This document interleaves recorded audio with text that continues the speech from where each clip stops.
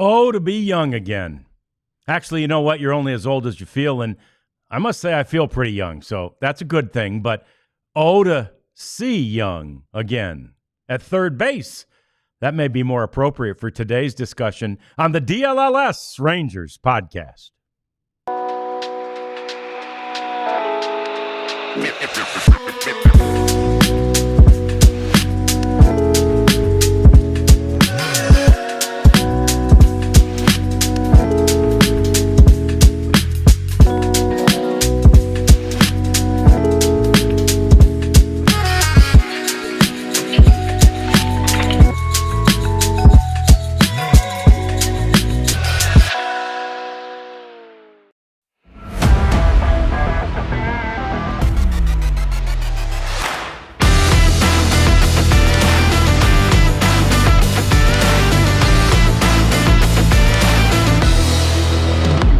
Oh, it is a day of infield talk on the DLLS Rangers podcast, as we will talk about Josh Young and we will talk to Sebastian Walcott. That's coming up in the second segment of the show as we welcome you into the DLLS Sports Studios. Welcome to the DLLS Rangers podcast. John Radigan here.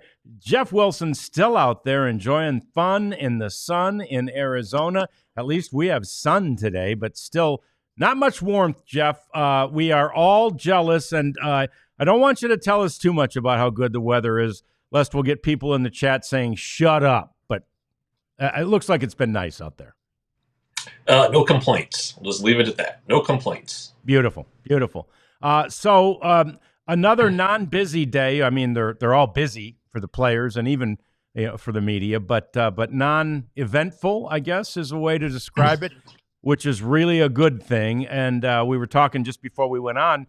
Josh Young is a guy we have not talked about yet much during this spring, but that is one of those internal improvements that can make a huge difference from 2024 to 2025. It's a very good thing that we haven't talked about Josh Young yet, because we talked about him on the very first day we was here last year because he hurt himself. He tore his calf muscle and basically missed all of spring training. So not having any Josh Young news is good news. He was out there today. Today was kind of a short day. The first game is tomorrow. So the players were off the field by noon today, and really, I don't know, go home and rest. I don't know what they're resting up for. But anyway, so light work. No live batting practice today. I think there were some sides thrown, some guys working on mechanics and things like that. But other than just batting practice and some infield drills, it was a pretty darn quiet day. A couple of things on the news front, I guess. Robert Garcia is going to throw at least one more bullpen session before being considered for a game.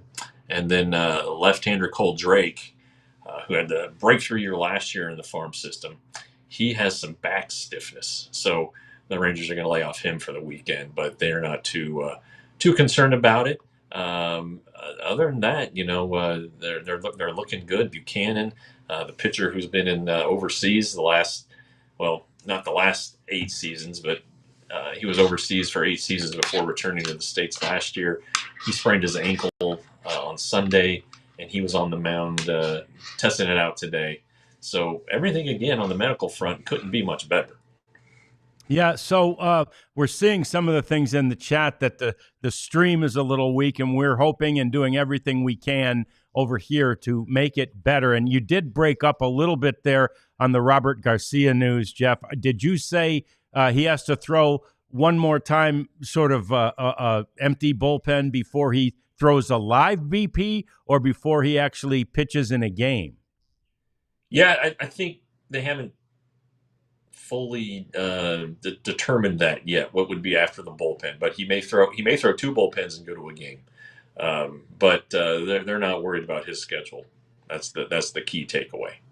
Yeah, they haven't. He hasn't fallen too far behind, which is huge, because he did have that minor nerve issue in the throwing forearm, and he's a lefty, of course. So Good to know that he is still on schedule, still on pace. Those of you just joining, and if you haven't seen the social media, stuff about it, we've got Sebastian Walcott joining us on the program here in the second segment of the show. It's really one of the best prospects in all of baseball, and certainly also in the Rangers organization. And Jeff, the thought with him, obviously he's probably not super far from being a big league player.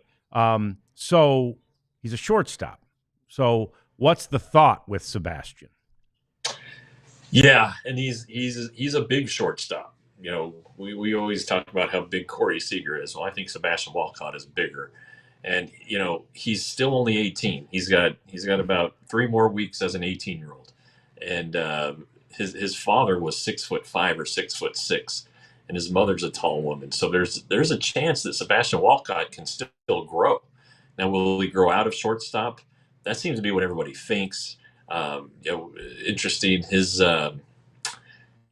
His arrival to the majors could coincide with Adolis Garcia's departure from the club, or at least Adolis Garcia's first shot at free agency. So everybody kind of points to right field.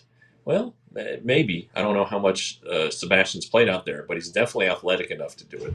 No question about it. He did play some third base last year, but Josh Young, who we're going to talk about a little more, is firmly entrenched there when he's healthy. So you anticipate a position switch of some variety, but you just don't know which way yet. And there's always the possibility that Corey Seager could move off of shortstop. So we'll see what happens, but it's exciting to think about this guy. I mean, he's even caught the eye of Bruce Bochy. You just see a guy this young and this talented, and it's exciting. Yeah, it's great. And we see it already in the chat. People so excited about him. The Texas Rangers insider says doesn't remember when he's been that excited about a Rangers prospect. So it'll be fun to talk to him, and that was sort of our teaser for that. But yes, the topic we wanted to continue to discuss today in this first segment is Josh Young, who, of course, had that monstrous wrist injury last year, Jeff, in April. I've seen video and I've seen pictures. He clearly has protection for the wrist now, right? Yeah, he's trying out all kinds of stuff, and he jokes often and has all off season about showing up in bubble wrap and all that stuff. You can't protect him, and I think the conversation went a bunch of different ways about him today. What effect is he going to have on the lineup? And he's a good fastball hitter, and everybody knows about their woes against fastballs last year. But these injuries that he's had outside of the calf injury in spring training are freakish things. So he's had a lot of injuries, but he's not. It's hard to call him injury prone just because these have been just outlandish things. And so the broken arm, and then they opened up, and it was even worse than they thought. So it was just a curse thing. Now, if he can get back, if the curse is gone, this guy's got a chance. You saw what he did when the times he was healthy in 23. He's got 25 to 35 homers in him. He's going to bat above 260, the 260 to 280 range. He needs to cut down his strikeouts. Okay, so does everybody, I guess, today. But he plays a good third base too. So he's in a great mood. Maybe only Jacob deGrom is in a better mood, and so you hope that he's his bad luck is behind him, as Bruce Bochy put it today. You hope the bad luck is behind him, and if it is, if he's healthy, the Rangers are that much better. Yeah, it's amazing too, because when he first got to the big leagues, there was some concern about his ability to handle the hot corner, right? And gosh, he improved almost immediately. Like in that very first off season after his September call up, he came back and almost looked like a different player with the level of improvement that he went through in the off season. Yeah, and he came. So let's see. I'm trying to remember. 21 was a broken foot, a hairline fracture in his foot. 22 was the labrum injury at a time when everybody thought he was going to win the job out of spring training. Um, and then he came back from that and kind of rushed it a little bit, I think, in the minors, and felt like he was pressing to get back. And so when he came up, he only batted 200, although he homered in his first at bat. So then the next spring, 23, healthy, and Bruce Bochy basically said, "This is your job. Don't worry about impressing at the plate. Work on defense." And it really, I think, set a tone. Was a good indication to Young that he's not just an offensive player. That the Rangers really want him. They feel confident in the bat and want him to focus on picking the ball. And he makes some plays now. He will, he can dive over the line. He can dive to his left. You see the desire for sure. And I think he would have been a Gold Glove finalist in 23 had he not been injured.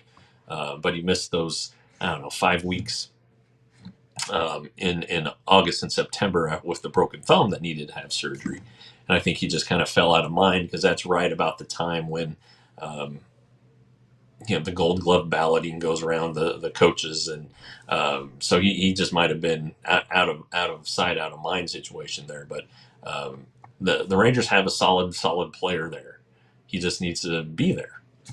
Yeah, and you think about that early, that month, if you will, in September, when there was some thought, or maybe some real concern about the defense. Look, that labrum, and I talked to him about this then. I mean, he was trying to be as sort of normal as he could, but you've got to be somewhat afraid to do things like diving when you've already had Sure. a torn labrum.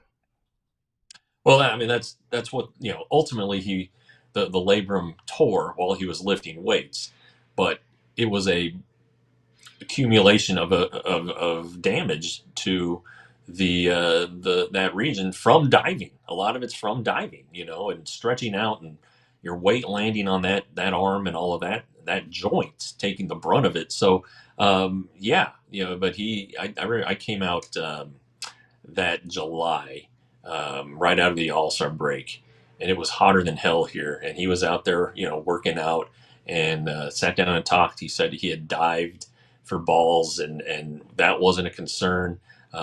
He just worked so hard to get back. This guy is a baseball rat. I mean, I guess you could say it about all of them, but he really is. He jokes that he's the only guy on the team who isn't married, and the other guys are telling him, "Hey, you need to start dating and stop worrying so much about your job." But that's it for him. It's baseball, and when he doesn't have baseball, he gets frustrated. But he has to keep his mind busy, so he might do VR stuff, take cooking classes, do something that keeps him going, because he misses baseball that much, and if he doesn't have it, he's gonna go crazy. So,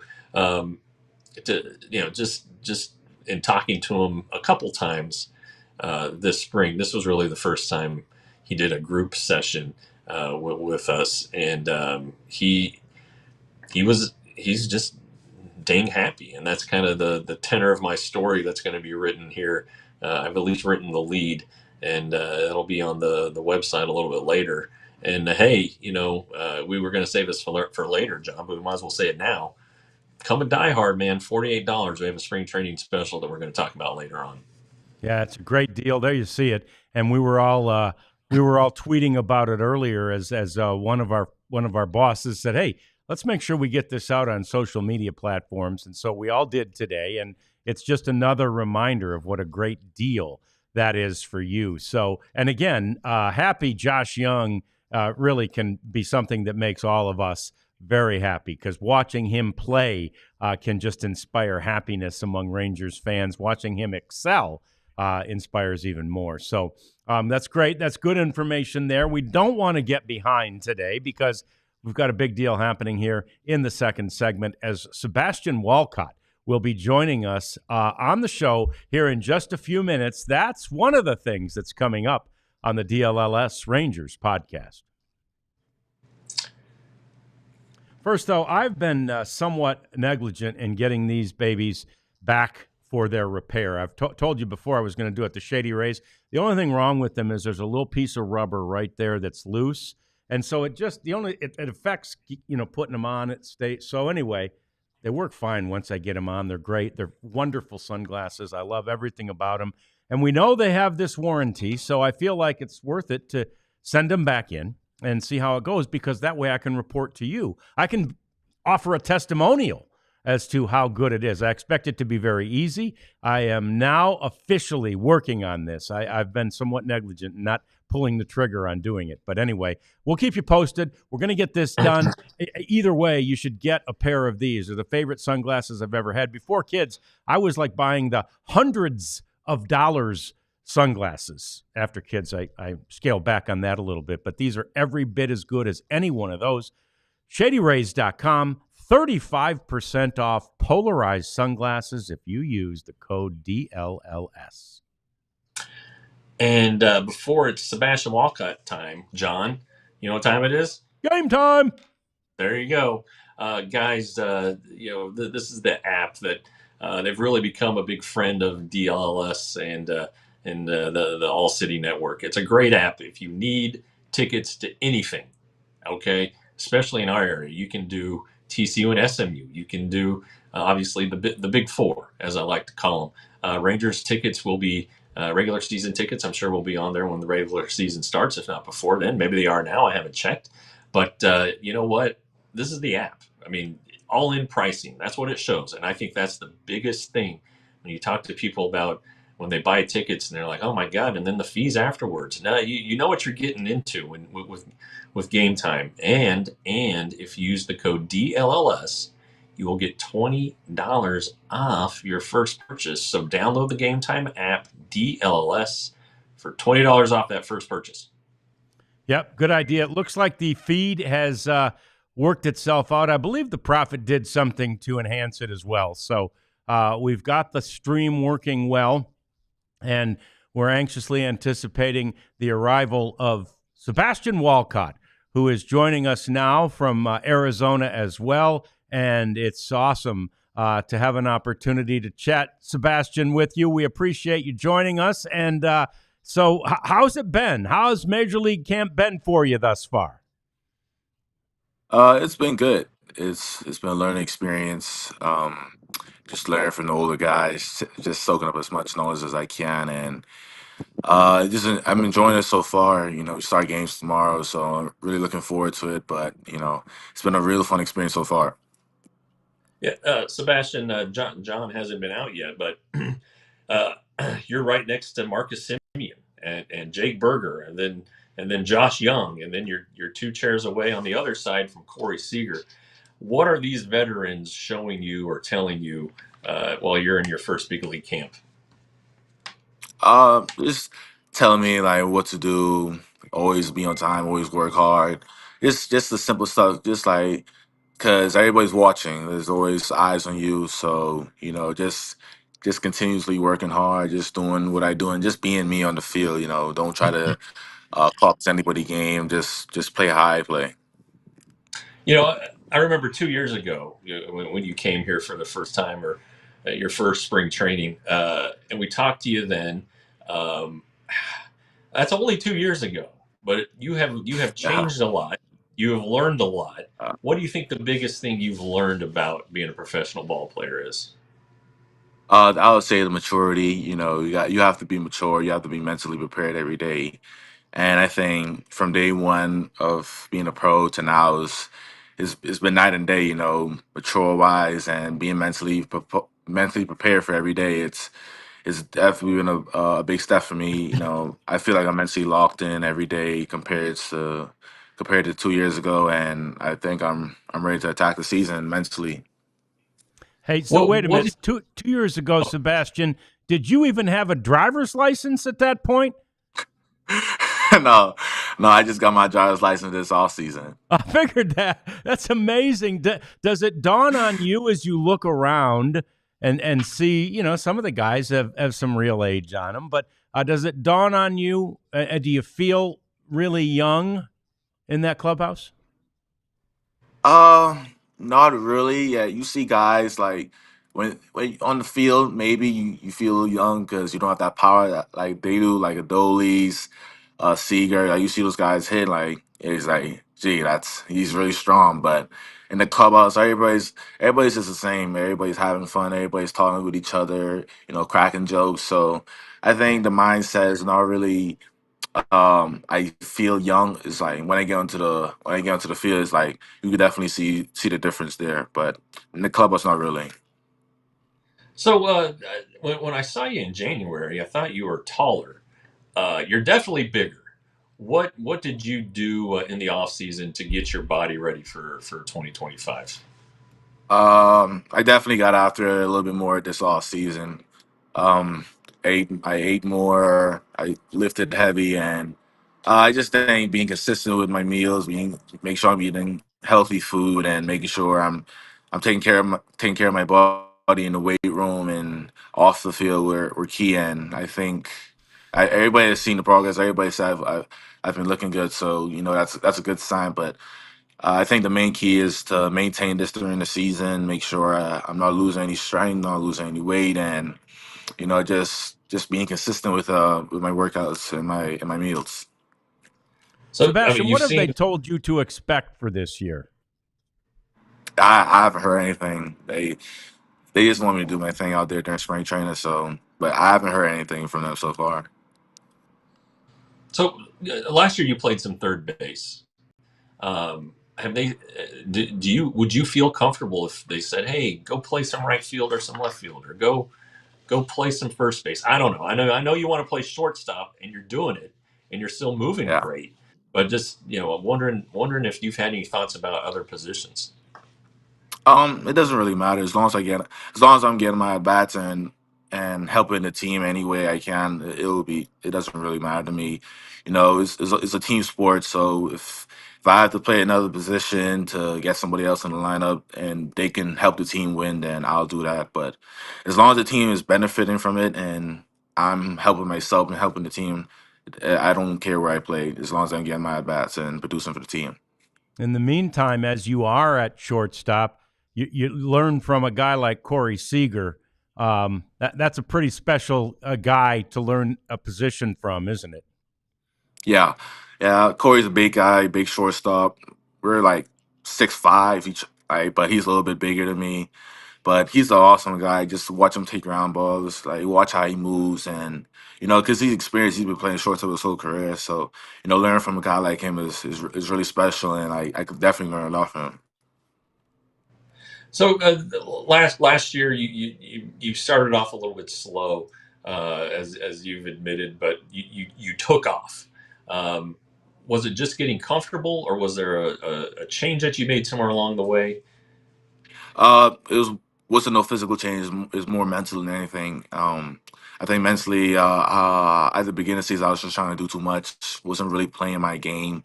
Was trying to do way too much at the plate, trying to hit like home runs, all that stuff. But I think like later on in the season, I try to keep my approach simple mentally and just trust myself. So I think it was just a confidence thing, and I think later on in the season, talking with family, talking with some coaches, just they're helping me get my mental straight, and I think I like you said, I took off, and I think it's more mental and physical than anything.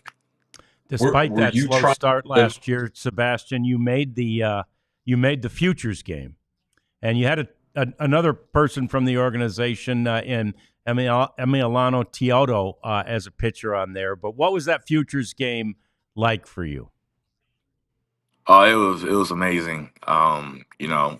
To be able to play in the home ballpark of the Rangers, it was awesome, and to be starting as well was amazing. I wasn't expecting to start, but seeing my name in the starting line, but it was definitely an honor, definitely a blessing.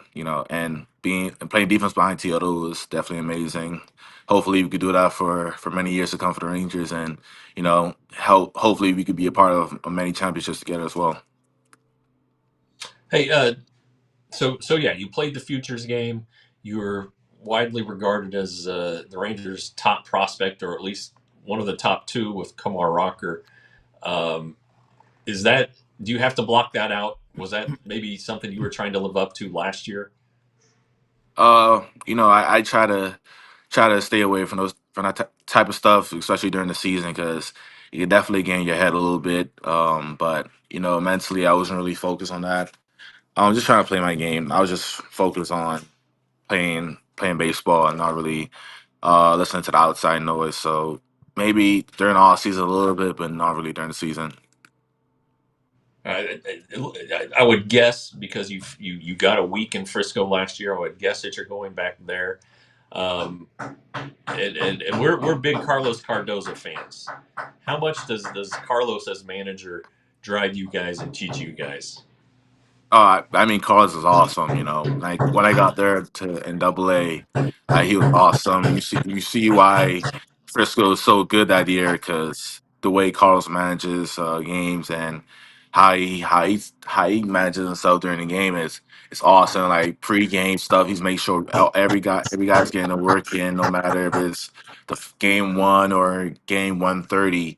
He's making sure guys getting the work in. He's also a personal guy. He also checks in like how's the family doing, and when the coach is doing that, it's like you have a lot of respect for him. You got a lot of love for him as well. So, I mean, Carlos is amazing, and I'm looking forward to playing for him next year.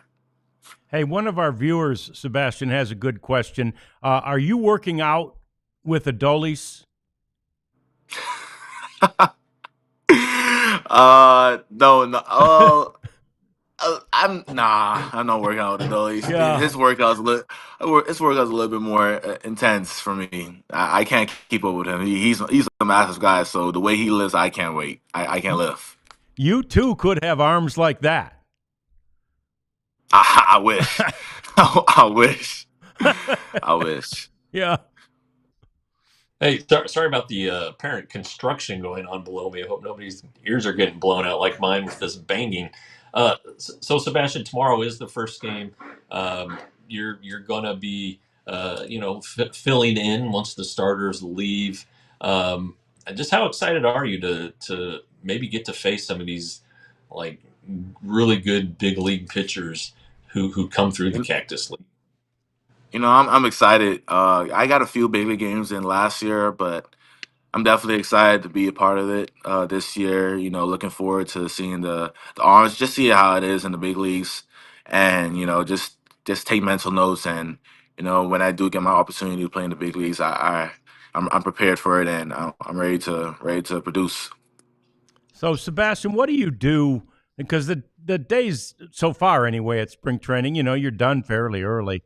What else are you doing out there to occupy your time and to fill the days? Mainly, I'm hanging out with my roommates or playing video games. Just or signing cards because you have a lot of cards coming in. But mainly, I'm just hanging out with my friends and playing video games. So when you were on the show in September with John Moore and I, you said you were playing college football. Have you moved on from college Yeah, football, or are nah. you still playing I'm that? I'm still playing college football. I love playing at Ohio State, so I can't get tired of Ohio State and their good offense and defense. So I'm still playing college football. Yeah, my son had got it for Christmas, and he's created himself, and now he's created a juggernaut at TCU. So we may have to hook you two up and see what's going on. But he's All only right. 12. He's only 12, Sebastian. I don't want a 12-year-old beating you. That's hilarious. Yeah. And by the way, Sebastian, I'm a Notre Dame guy, so although I can't play Oh. video games, but man, you guys broke my heart this year. I thought Ohio State was too much. I didn't expect Notre Dame to make it that far. No, I I thought it didn't was, I either. thought it was, but they were a really good team. They played their butts off, but Ohio State, that offense and defense is just too elite. So, but Notre Dame is definitely a team to watch next year for sure. I'm also originally from Michigan, so don't hate me. Okay. No, I have no hate for you. I have no hate for you.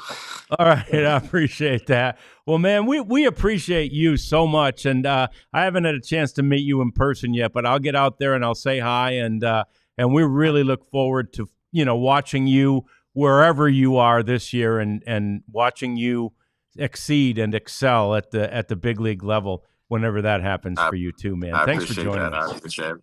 Yeah. No problem, man. No problem. Yeah. We appreciate it so much. All right. Sebastian Walcott joining us on the DLLS Rangers podcast. We've got more coming up, including more big numbers, big power ranking numbers. Your Texas Rangers are getting noticed. That's next on the DLLS Rangers podcast. First, though, it's time to talk about what? Ice Shaker. And Ice Shaker is a great product. You can take it to the gym. You can use this thing to mix up your energy drinks. Now, this particular one does not have the agitator, but they have them with the agitator that'll keep your energy drink all. But this is a Cowboy branded one, and you could just it's metal. It keeps your drink so cold and so fresh, and it stays that way forever. And you can get one of these for a relatively cheap price. These things are invented by the Gronkowski brothers. Well, I don't know if they invented them, but they certainly brought them to the market. And they're a really good product, and they're not that expensive. And you're always looking for something that's cool to take to the gym. Well, you can take your favorite team. You can get one of these with a Texas Rangers logo on it as well, or any other team that you want. So you go to iceshaker.com, use the code ALLCITY25. You get 25% off at Ice Shaker. The folks down below me banging away on the metal. It sounds like a mixer that has one of those agitators that jerks around and all that stuff. They need an ice shaker down there. They could also use some Saturday Neon, because I believe Arizona and Arizona State are two of the nearly 50 college licensed teams that have branded with our friends at Saturday Neon. Saturday neon signs, right? But not the traditional neon signs. These are LED neon signs, so they're more affordable, more durable, and they last, forever, like 100,000 hours. It's crazy. Very affordable too, and you can get one custom made. So if you have a man space, or if you just want something to put in your office, I don't care. Put it in your kitchen. You need to get Saturday Neon. So go to SaturdayNeon.com, use the code DLLS for 10% off. Yeah, I got to be honest, Jeff. Because the speaker I'm hearing you through is over here. I thought that noise was coming from our office. It's invasive, though. We do hear it. That's for darn sure. So, okay. Anyway, fight through it. We got a couple more segments to go here, including more power ranking stuff that has come out, and there's a further breakdown of that F-War power ranking that we saw yesterday. The Dodgers and the Rangers are the only two teams that are in the top 10 in every category on that chart. And to be honest, when you look at this, Jeff, you see the Rangers are down there at 10 in both pitching categories. Starting pitching, I think that's too low. Bullpen, I wonder if that's too high. Now, obviously, those people that put this list together don't think it is, but only two teams have a ranking in the top 10 in each one of those categories. That's the Dodgers and your Texas Rangers. So, I don't know. Maybe the bullpen's better than we think. Maybe we're overemphasizing, the concern or whatever you'd call it, on the lack of a closer at this point. Maybe I've switched to my earbuds. Hopefully that. Oh yeah, you're louder too. Yeah, that's good. Oh, perfect. Sorry, Elijah, for the change mid-flight, but I got to adjust. It's like a baseball player. You got to adjust during at bats. I just had to make an adjustment. I don't think anybody should think that the relievers the Rangers acquired aren't good. They're definitely good. They have characteristics, traits that teams covet. They weren't the only. It's not like the Rangers were the only team after the guys that they acquired. So they're good relievers. The lack of a defined closer probably bothers a lot of people, like it probably does you and me, John. And then you don't know what you're going to do with those two other spots. It could be like I wrote about the other day when we were talking about Jack Leiter and then discussing that yesterday. It could be two long guys, maybe Dane Dunning, whose birthday is today, and Jack Leiter there, or maybe it's Dunning and like a guy like Mark Church. So a young guy who there's not a lot of information on. But if Leiter is in there and you're going off of his MLB statistics, well, your bullpen rating's probably not going to be very good, or not as good as you think it could be. But you know, Chris Martin's a heck of a reliever. I know Luke Jackson didn't have a great year last year, but if you look at his second half numbers, especially his strikeout rate against well overall, but also against right-handed hitters, that's why the Rangers targeted him. So they're looking at guys and trying to figure out how they're going to mix and match this thing. Um, but yeah, to be 10th. Maybe that is a little high. I think the starting thing is definitely low. I don't know if they're factoring in any usage concerns for Jacob deGrom or not, or Tyler Mahle. But it is interesting though. There's 30 teams in the big leagues, and only two of them are in the top 10. And I think that no matter how you look at it, whether it's through formulas and statistics like Fangraphs likes to do, or whether it's just stuff like this is who they signed, this is these are the more traditional stats, the upgrades they made in the offseason. So there's reason to think that the Rangers are going to be a top 10 club, one of the top five in the American League, and maybe the front runners for the American League West. Yeah, and in fact, as we go to another power ranking, and this is the first official power rankings from MLB, they've got the Rangers as the second best team in the American League, power ranking wise, behind only the Boston Red Sox. That one surprised me a little bit, and the Red Sox find themselves ahead of the Orioles and the Yankees in the American League East, and only the Orioles cracked the top 10. It's mostly, obviously, in that top 10.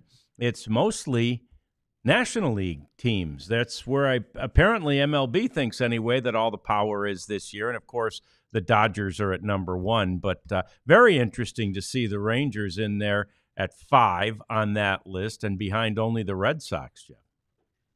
Well, I mean, the Red Sox really made a big addition here just the other day. You look at what they've done with their pitching.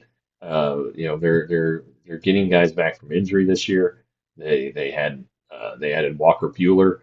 They did lose two guys in their bullpen, Chris Martin being one of them. So there's some things to maybe be wary of there. But the Red Sox have some really good players. They have Rafael Devers, who, regardless of where he plays defensively, he can hit. Duran, who's the All-Star MVP, heck of an outfielder. We know what Bregman can do. So there's reason to think that this could be a good offensive club in Boston. I don't know that the Yankees. They lost Juan Soto, but they still have Aaron Judge. They picked up Cody Bellinger, who's not a slouch. They have some questions, I guess, around the infield after losing Gleyber Torres, and I believe Anthony Rizzo's gone now. So maybe is Jason Dominguez the prospect going to be a really really good player for them? So there's some questions there, but you still have Garrett Cole. You're good 6 deep in the rotation if with adding Max Fried, and then pushing Marcus Stroman possibly out of the rotation. So if I'm the Rangers though, I like where I'm at. I didn't see the Mariners get a lot better this year. I didn't see the Astros get noticeably better. In fact, I think they got worse. So if you're the Rangers, you got to feel good about things, and I think again they fit into the top third, the top even less than a third of and quarter, if you want, of MLB teams. Yeah, exactly, and it's obviously something that any of these sort of early rankings are they're just rankings, right? You still got to get out there on the field and you got to do it, but it's kind of fun to look at these at this time of the year and just figure out where do we stand, and do we is this team sort of as good as everybody thinks?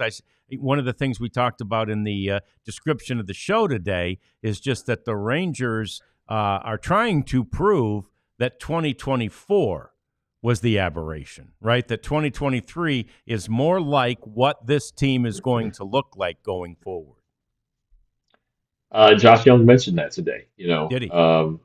They want to show that last year was the fluke and that they aren't a fluky World Series team. They think that they're in a position to do this for a while, and on paper they are. If your rotation includes a healthy Jacob deGrom, you got to like your chances. If you have Corey Seager and Marcus Semien to finish second, third in the MVP vote 2 years ago, you got to feel pretty darn good about it. So that's just four guys. Nathan Eovaldi. Did I mention him? I don't know if I did, but anyway, there's a lot more. It's not just a deep team; it's quality depth. Again, you look at that lineup, and I think there was a projected one I saw the other day. I mentioned yesterday that has Jake Berger batting seventh. If you have a guy popping 30 homers, batting seventh, you're in pretty good shape, I think. Yeah. So, and that there's opportunities for improvement that have to happen, as you mentioned, John. Young being one of them, although his availability is just probably his biggest deal. Garcia has to be better. Simeon has to be better. And then what are you going to get? What are you going to get at center field? Is Evan Carter going to be the everyday player, and is he going to be a good player? So those are the questions. But really, every team probably has questions. Even the great Dodgers have some. They could upgrade at a couple positions. Yeah, it's funny too when you think about that Rangers starting pitching rank being 10th. And you mentioned it when we talked about that one a little bit, but you wonder. If Jacob deGrom does make his 30 that he hopes to, or 25, or even 20 starts, you feel like this pitching staff is going to be a heck of a lot better than even 10th. And top 10 is good, but it's going to be better than 10th in baseball. Yeah, I yelled yesterday when DeGrom was throwing his side. I've done this a couple times during my time here. I've thrown out 25 starts. Is a 25 a good number? And everyone's like, yeah, that's the good number. Skip them every fourth time through the rotation. 170 innings might be where they, kind of what they're hoping for the regular season. So 25 starts.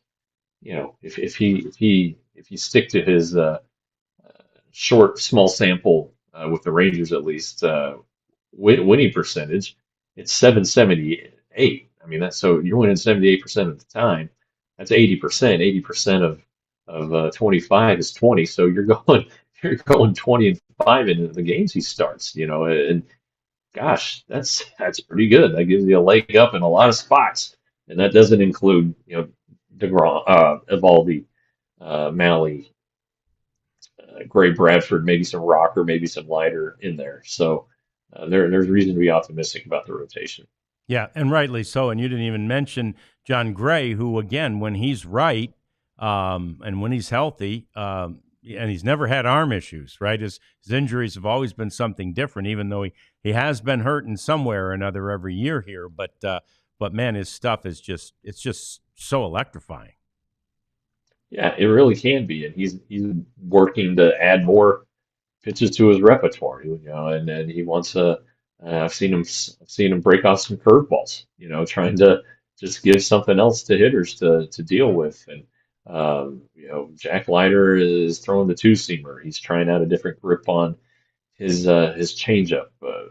Cody Bradford, if you didn't see him on the weekly show last month, he said he's trying to throw a little.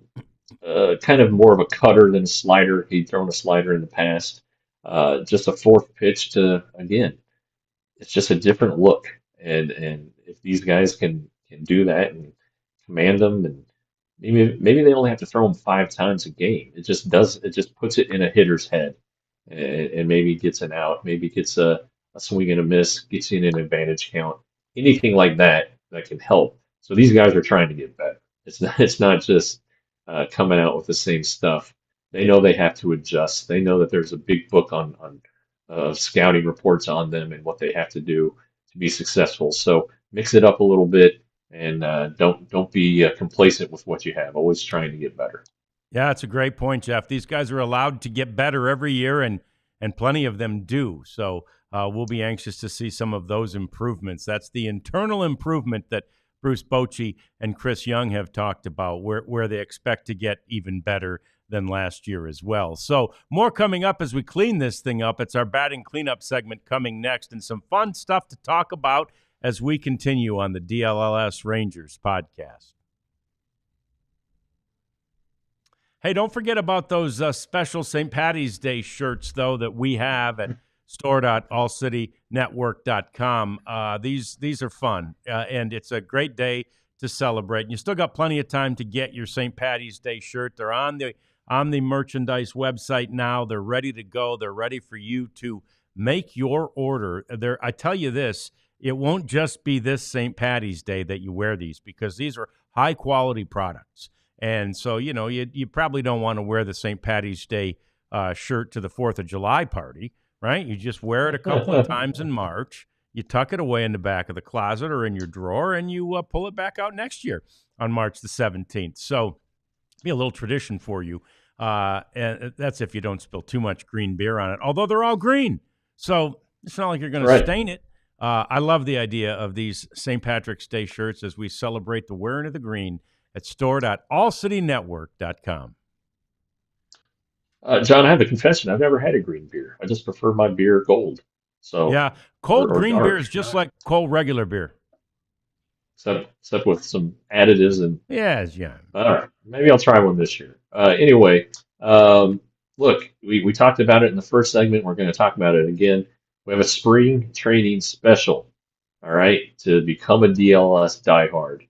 We're talking $48. Okay, that's $4 a month. $4 a month for the first year. You get the free T-shirt. You get 20% off of all of our events, and it's not just Ranger stuff that you get access to behind the paywall. It's every team we cover. So we covered the big four, and we're looking to cover some more. So I mean, it's just like feels like we're giving it away, John. Honestly, but that's how badly we want you in here. We want you to experience what we're doing and how good it is, and to be part of our. We got a fun Ranger season coming. We got some ideas floating around for some group events out at the ballpark. So become a diehard today at alldlls.com, or just use that little QR code that just disappeared on me. Hey, and congratulations to the DLLS Rangers show, because we were responsible for the 17,000th subscription that this company and this little group has acquired. So the Mavs had gotten all the other milestones, but damn it, it's baseball season, Jeff. We're after the rest of these things. We got 6 months of milestones ahead of us. Yeah. Our YouTube channel is growing exponentially, whatever. Yeah. Shit, I can't talk right now. But a lot of that has to do with the Mavs. Thank you for training Luca, at least from a subscriber perspective only. But we want you guys to read our stuff. I think our goal is to get 50 more this month. So if you guys are watching live right now and are not diehard members, come on, do it. Be one of the 50 before the end of February. We got 8 days to go, baby. Yeah, we're ready for you. Okay, let's clean things up here. So first of all, Aaron Boone gets a 2-year contract extension. Jeff, this is probably not surprising. Took them to the World Series, ended the drought that the Yankees had from even making it to the World Series, and so he gets rewarded for that in the first week of spring training, and 2 years, it'll probably go beyond that. They're hedging their bet, I suppose, a little bit, but 2 more years, and that takes them through the 2027 season. That's a pressure cooker of a job, as we all know. But in his first 8 seasons, I think he's been there 8, maybe 7. I think they've been first or second 6 times. His winning percentage is well over 500. It's a tough job. It's probably the toughest in baseball, and he does it well, and he wants to be there. That's the thing. I mean, all the crap that he takes, and for certain decisions or whatever, it's on a daily basis. It's not just an occasional thing. It's on a daily basis, or at least, I mean, even during wins, I think he gets questioned. So, good for him, and Godspeed, because that's a tough one. It is, and it is interesting that you mentioned that because there's just so much media up there, and it's just sort of in the nature of the people in that area to sort of question everything. So every move he makes, like you say, even if he's successful, even if it works, every single move is second guessed and or questioned because those guys aren't afraid to ask that question, even if they know the answer or even if they know it's a dumb question. Yeah, and that's just kind of the competitive nature there in that market, and um, I mean, we ask tough questions. They just don't get noticed, and because we don't harp on things, and we don't make splashy headlines like the New York Post does. So it is a different atmosphere, though. I was talking to Adrian Hauser, who played for the Mets last year. And, I was telling him how kept missing him in the clubhouse. And he's like, "Yeah, I'm usually in and out pretty quick." And I said, "Well, it's a little bit different here in New York." And he was like, "Oh my gosh, there's 20 or more reporters, and they just go in there and stand and wait for something." It's like, well, yeah, that's kind of the way it is. So, um, good for Aaron, and it's good for baseball because he's a funny Yeah. guy. He gets ejected a lot, isn't afraid to speak his mind to the umpires. Yeah, and it's a great point too. I mean, anybody would want that job until they have it, right? And then you're Yeah, like, "Whoa, be careful what you wish for. This isn't as fun as I thought it might be." And Aaron Boone has embraced it, and obviously done a really good job too, getting them back to the World Series. And like Jeff said, winning first or second place in 6 of his years there. So good for him. The baseball starts today. I think it's 3 o'clock our time. And so in 8 minutes, the Cubs and Dodgers play. They're on a slightly different schedule than everybody else because of the game that they're going to play. And I checked the dates. It's the series is March 18th and 19th over there, Jeff, in okay. Japan. So they're gonna have to turn it around pretty quickly to get ready for what is not even essentially, it is their opening day. It just happens to be in Japan. And so this is a preview of that. And since we are getting so close to those dates, they're probably not going to show each other everything they got these times they play each other between now and March 18th. Yeah, yeah, that's I saw a tweet from Bob Nightingale, who's already there at and the crowds have already swelled, and or huge crowd down there, and I think it's a Dodgers home game, so hopefully I don't run into any of that traffic on my way down Litchfield. But it's interesting that when they come back, they still have time before the season Right. starts. So, they're taking some different approaches. I think the Dodgers are taking 3 days off when they get back, and they're just going to go straight to, I believe, they'll go quickly to LA and play the Angels in their exhibitions that they always play before the season. And I think the Cubs, though, are coming back and going to play some games before they go to wherever they open the season. I'm sure weather's a factor. I don't think it's real nice right now in Chicago, and it's probably not going to be much nicer at the end of March. So uh, that'll be interesting, though. And but yeah, they didn't really start a lot earlier than the Rangers and the other teams did. Their spring camp it is, and when they go there, and, the Dodgers did it last year going to Korea, so they have a little experience. They know that their starting pitchers aren't going to be totally dialed in, and aren't going to be able to go 8, 9 innings or 7 innings even. I think you'll see a lot of bullpen usage for those 2 games. They are both teams are playing some exhibitions while in Japan too. Yeah. Yeah. So it'll be interesting. It's a Cactus League game. You can watch it on MLB Network today if you want to do that after you get done watching and checking out our show. I love this next story. Nestor Cortez, of course, is with the Milwaukee Brewers now. He's been traded a few times before in his career, and this is a man who knows how to sort of ingratiate himself to his new teammates. This is assimilating. Nestor Cortez has hired a coffee truck to come to the ballpark. It sits right there between where they park and where they enter the ballpark. And every day anybody can stop by and get whatever cup of coffee they want, Jeff.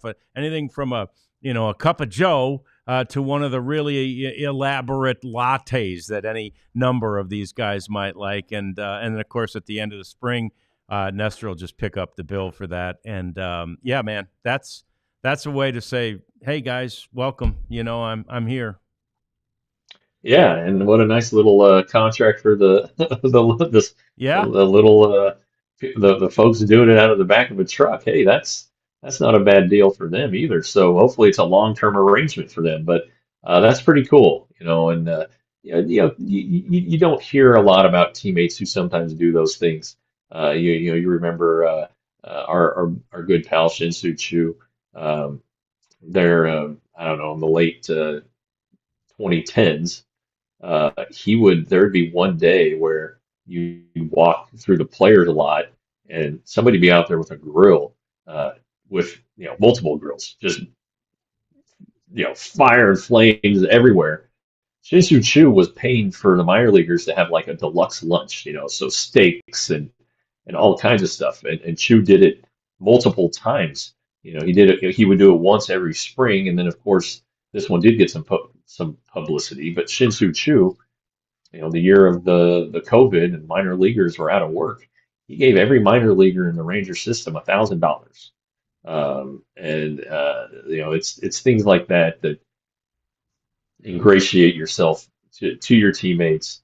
It shows an appreciation. Chu is so appreciative of his time in the minor leagues because he came from Korea as an 18-year-old, couldn't speak the language, went straight to Mariners camp, and had some trouble assimilating. One of his best friends is Adam Jones, who was in the system at that time, in the Mariners system, and before they traded him away, and he helped Chu a lot, but Chu knows how hard it is for minor leaguers, and so he's always been giving back to them. But yeah, you'll see stuff like that happen a lot, and if you're here, you'll see it, or if you're at a ballpark.